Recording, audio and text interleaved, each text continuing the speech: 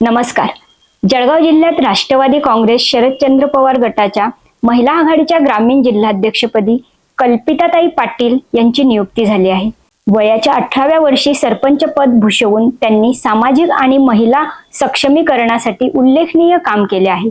आता ग्रामीण जिल्हाध्यक्ष पदाच्या माध्यमातून त्या पक्ष संघटना मजबूत करण्यासाठी आणि महिलांच्या प्रश्नांवर काम करण्यासाठी सज्ज झाल्या आहेत. आज आपण त्यांच्याशी तरुण भारत न्यूजच्या माध्यमातून त्यांच्या नव्या जबाबदारीबाबत, आगामी योजना आणि जळगाव ग्रामीण भागातील महिलांसाठी असलेल्या त्यांच्या दृष्टिकोनाबाबत खास संवाद साधणार आहोत. ताई नमस्कार. सर्वात आधी तर तुमचे जिल्हाध्यक्षपदी निवड झाल्याबद्दल खूप खूप अभिनंदन. काय सांगणार तुमच्या राजकीय वाटचालीबद्दल, आतापर्यंतचा प्रवास? माझा राजकीय प्रवास साधारण 2012ला सुरू झाला. राष्ट्रवादी युवती काँग्रेसची स्थापना खासदार सुप्रियाताई सुळेंनी केली आणि त्याच्यानंतर मी खरं राजकारणात सक्रिय झाले. त्याच्यानंतर 2013ला मी सरपंच म्हणून निवडून गेले. त्या माध्यमातून गावाचा मी बराच विकास करण्याचा प्रयत्न माझ्या पद्धतीने केला. मग त्यासाठी सरकार म्हणून सर्व नेते, माननीय अजितदादा पवार उपमुख्यमंत्री, खासदार सुप्रियाताई सुळे असे सर्वच, जयंत पाटील साहेब त्यावेळी ग्रामविकास मंत्री होते, त्याच्यामुळे ही सर्वच लोक माझ्या पाठीमागे होती. त्यातून गावाचा विकास मला बऱ्यापैकी करता आला. आणि त्यानंतर राष्ट्रवादी युवती काँग्रेसची जिल्हाध्यक्ष म्हणून पक्षाने मला संधी दिली. त्या माध्यमातून जिल्हाभरात मी महिलांसाठी अनेक प्रकारची आंदोलनं केली. कायदेविषयक शिबिरांचं आयोजन करता आलं. विद्यार्थ्यांच्या प्रश्नांवर मला पुढे काम करता आलं आणि त्यानंतरचा हा प्रवास इथपर्यंत सुरू आहे.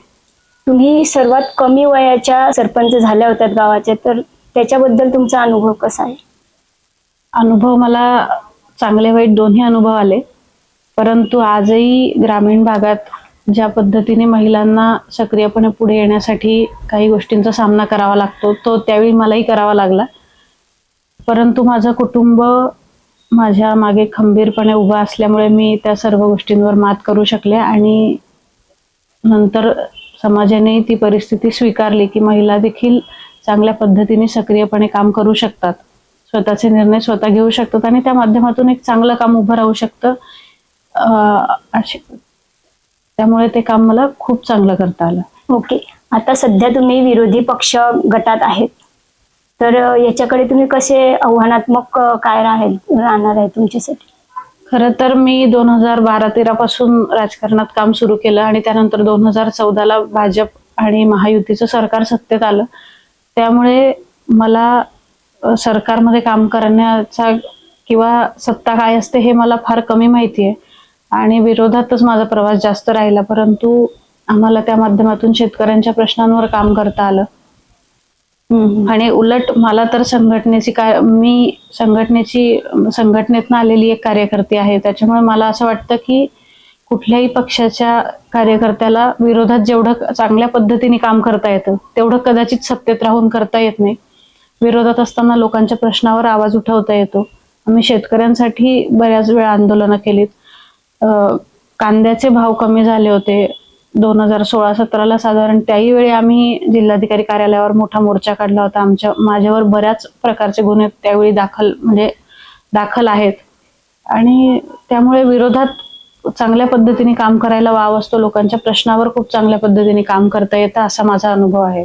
ओके. आता भविष्यात जिल्हा परिषदेच्या निवडणुका येऊ ठेपल्या आहेत, तर महिलांसाठी तुम्ही अधिक संधी मिळावी त्यासाठी महिलांसाठी काय तुमचे नियोजन असणार आहे? सर्वात आधी तर जे काय आमचे जुने पदाधिकारी असतील त्यांना एका मुख्य प्रवाहात आणून त्यांना लोकांसाठी परत एकदा सक्रिय करणं हे खूप मोठं जिकिरीचं काम माझ्यावर असणार आहे. परंतु ते आव्हान मी पेलून त्या पद्धतीने शेवटच्या घटकापर्यंत पोहोचण्याचा प्रयत्न करेल आणि सर्व महिला भगिनींना सोबत, जे काही युवक असतील, युवती असतील, आमचे विद्यार्थी संघटनेचे कार्यकर्ते असतील, अशा सगळ्यांना पक्ष म्हणून सोबत घेऊन आम्ही परत एकदा पुन्हा संघटना नव्या जोमाने उभी करू आणि जास्तीत जास्त महिलांना संधी कशा प्रकारे देता येईल आणि त्या माध्यमातून मग बचत गटाच्या माध्यमातून असेल किंवा इतर महिलांना रोजगाराच्या संधी सुद्धा उपलब्ध करून देता येतील, जेणेकरून महिला त्यांचा उदरनिर्वाह चांगल्या पद्धतीने करू शकतील आणि मग राजकारण आणि समाजकारण असं सांगड त्यांना घालता येईल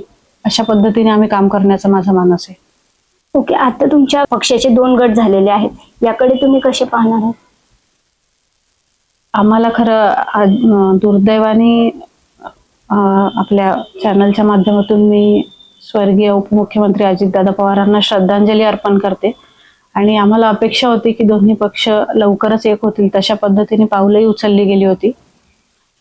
पण तरी आम्ही अपेक्षेने बघतोय की आता सुनेत्रा वहिनी किंवा त्यांचा पक्ष ज्या कुणावरती जबाबदारी देईल आणि ते जे कोणी निर्णय घेतील, आणि कदाचित भविष्यात म्हणजे आता पुणे आणि त्या सर्व भागात जिल्हा परिषदेच्या निवडणुका ह्या आम्ही एकत्र लढलो दोन्ही पक्ष. आपल्याकडचे जिल्हा परिषद अजून लागायचे आहेत, पण पक्ष म्हणून आम्ही दोन्ही एक झालो आणि एकत्रित लढलो तर नक्की आमची ताकद वाढेल असा आम्हाला विश्वास आहे. आणि आमचे पक्षश्रेष्ठी जो काही निर्णय घेतील तो आम्हाला मान्य असणार. धन्यवाद.